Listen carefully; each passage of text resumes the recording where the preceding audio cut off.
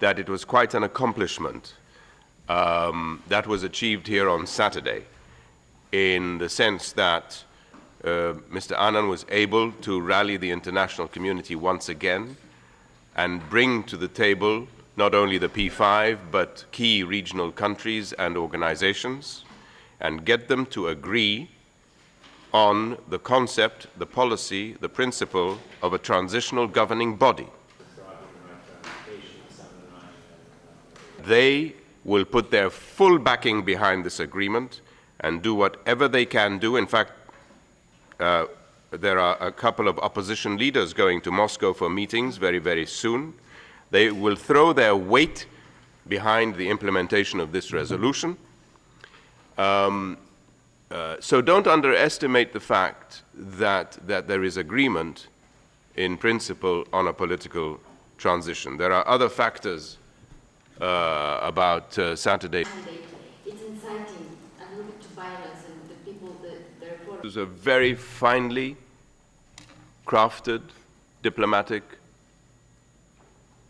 document, and the solution of this crisis lies therein.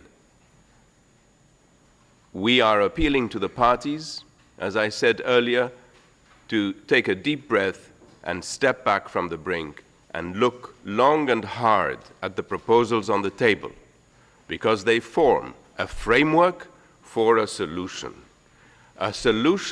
that can either be reached through more bloodshed, or a solution that can be reached through negotiation and through a political process that will meet the legitimate aspirations and concerns of the Syrian people.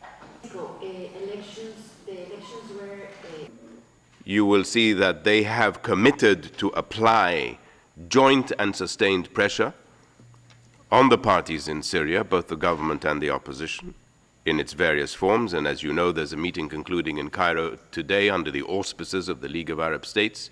There's a meeting of the Friends of Syria in Paris. There are meetings in the various capitals. The Joint Special Envoy is working the phones and planning his next steps.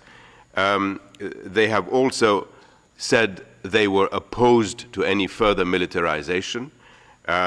So there are steps that countries with influence have committed to take and have started taking in terms of influencing the parties.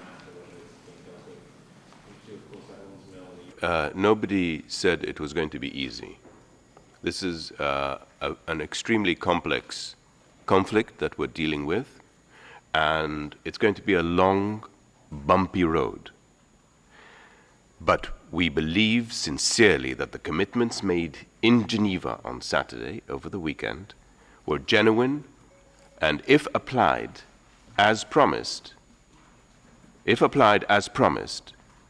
will have an effect on the dynamics on the ground. And don't forget that many forces have joined hands here on Saturday, not just a shift, and as I said, don't underestimate the degree of a shift that happened here on Saturday, especially in the Russian and Chinese positions, to accept the principle of a policy change.